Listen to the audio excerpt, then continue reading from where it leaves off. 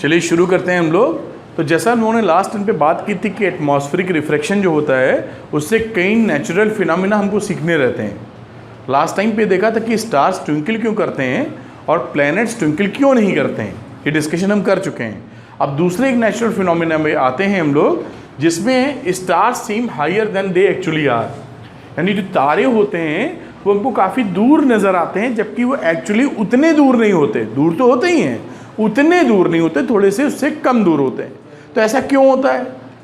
तो ऐसा इसलिए होता है बेटा कि अर्थ के पास, आप जानते भी हैं जैसे ये अर्थ है, तो अर्थ के पास जो हमारा एटमॉस्फेयर है, ये क्या है? अर्थ।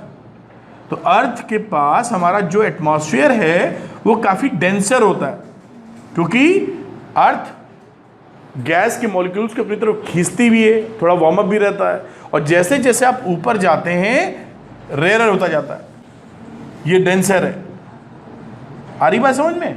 तो अब कोई स्टार है जैसे यहाँ पर, तो जब ऊपर से नीचे ये आंखें बनाई हैं, आंखें बनाने का मतलब धरती से आप देख रहे हैं, तो यहाँ से जैसे जैसे ऊपर से नीचे आएंगे तो ऑप्टिकल डेंसिटी इंक्रीज करती जाएगी, रेयर से डेंसर, तो ऑप्टिकल डेंसिटी बदल रही है। इसका मतलब ये स्टार अगर है जिसको हमें देखना है तो इससे रेज जब हमारी आंखों तक पहुंचेंगी तब ये दिखाई पड़ेगा। देखने का यही सिस्टम है, वहाँ की रेज हम तक पहुंचेगी तभी हमको दिखाई पड़ेगा।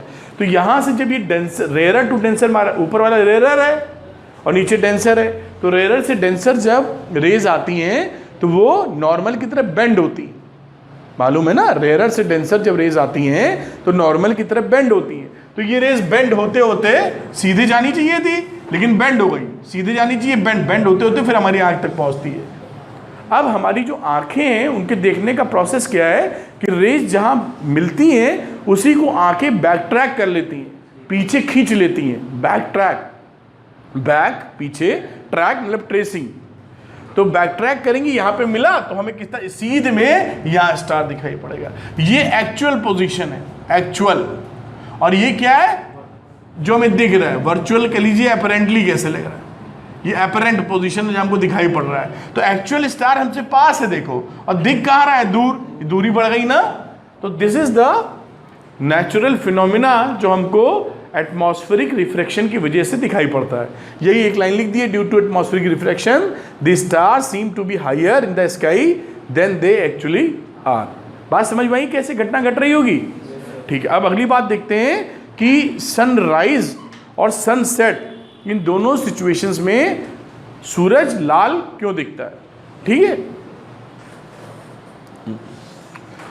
सनराइज और सनसेट में हमें अर्ली सनराइज और डिलेड सनसेट क्यों होता है ये देखना है।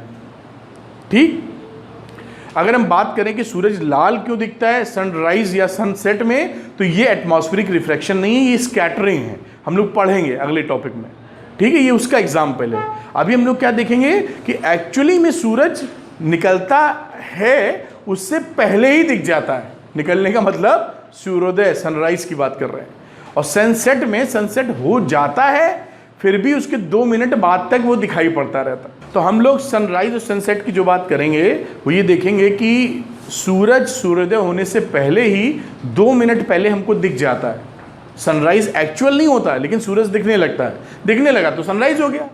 और उसके बाद जब सनसेट हो जाता है तो उसके 2 मिनट बाद तक सूरज दिखता रहता है। इसकी वजह से जो डे है हमारा दिन, सूर्योदय और सूर्यास्त के बीच का समय, सनराइज और सनसेट के बीच का टाइमिंग, वो 4 मिनट एडिशनल हो जाता है, 4 मिनट बढ़ जाता है दिन हमारा। 2 मिनट सवेरे और 2 मिनट शाम। ये कैसे होता है ये समझते हैं, समझ पाए बात?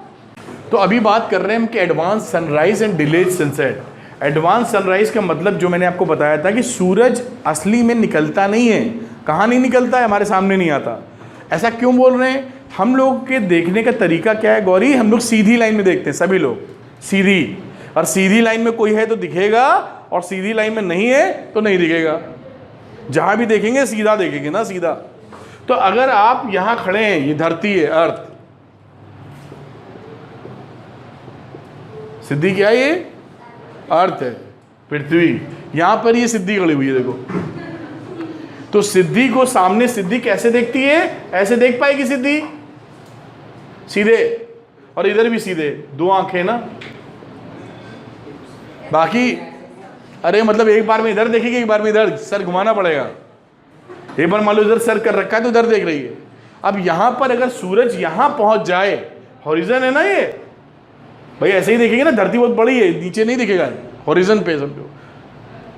अब ऐसे मत सोचना कि ऐसे देख ले, ये धरती बहुत बड़ी है तब नहीं दिखेगा, ऐसा मत समझना कि सर ये दिख तो रही है, ऐसा नहीं सोचना है। क्यों? क्योंकि इतना बड़ा फिगर बना नहीं पाएंगे, ये धरती का हॉरिजन है। जैसे आप देखते हो तो कहीं जाके समुद्र या कहीं आके जमीन और आकाश मिलता दिखता है, ऐसा थोड़ी मतलब है मिल रहा है, उसके नीचे की चीज हमको दिख नहीं रही, मतलब ये फीलिंग लेनी नहीं, सोचो ऐसे सीधे मिला देते हैं। तो यहां पर अर्थ जब हॉरिजन पे नहीं होता, नीचे होता है, और देख हम सीधे पाएंगे, तो होता क्या है, ये सन है, ठीक समझाने के लिए, वरना सन का साइज अर्थ से बहुत बड़ा होता है। तो यहां से डेंसर, रेयर टू डेंसर चलेगी ना रेज। अभी देखा था अर्थ के आसपास काफी डेंसर मामला होता है, अर्थ से दूर एटमॉस्फेयर रेयर होता है।